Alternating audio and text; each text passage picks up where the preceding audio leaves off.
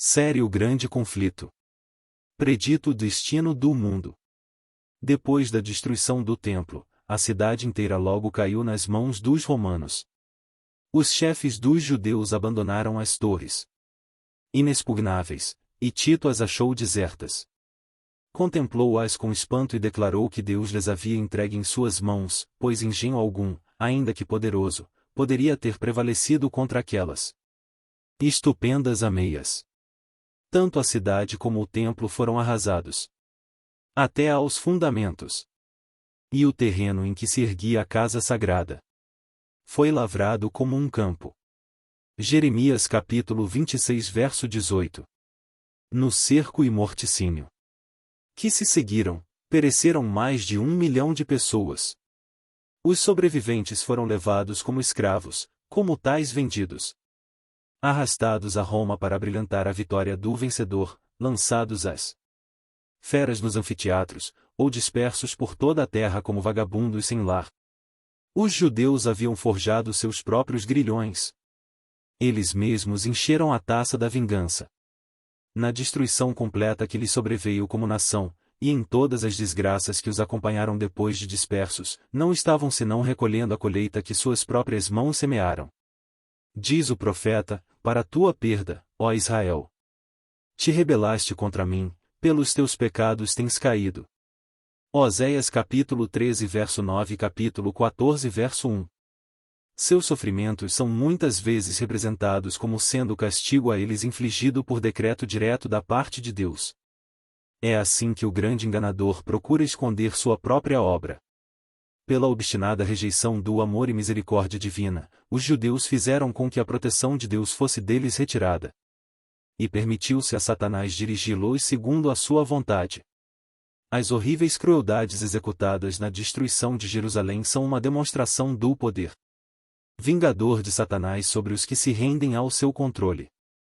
Não podemos saber quanto devemos a Cristo pela paz e proteção de que gozamos. É o poder de Deus que impede que a humanidade passe completamente para o domínio de Satanás.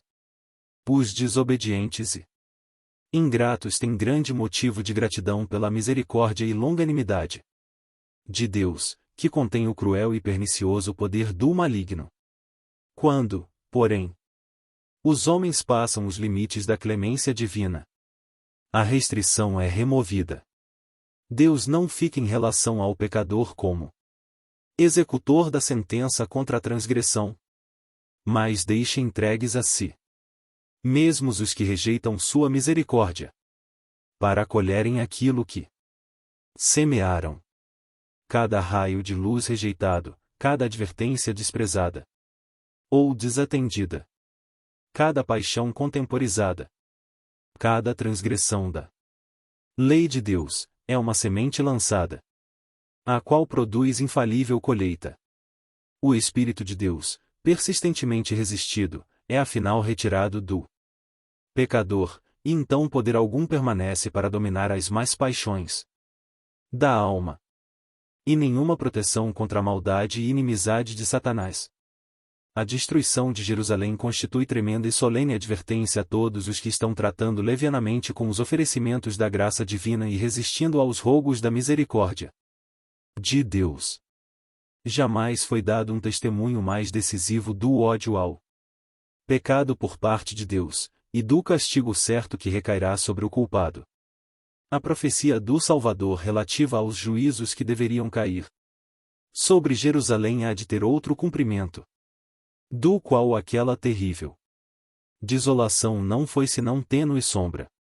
Na sorte da cidade escolhida podemos contemplar a condenação de um mundo que rejeitou a misericórdia de Deus e calcou a pés a sua lei. Tenebrosos são os registros da miséria humana que a terra tem testemunhado durante seus longos séculos de crime.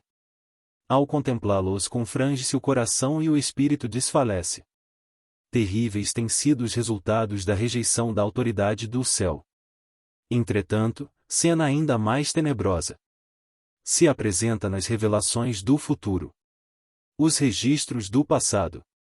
O longo cortejo de tumultos, conflitos e revoluções, a armadura daqueles que pelejavam com ruído, e os vestidos que rolavam no sangue.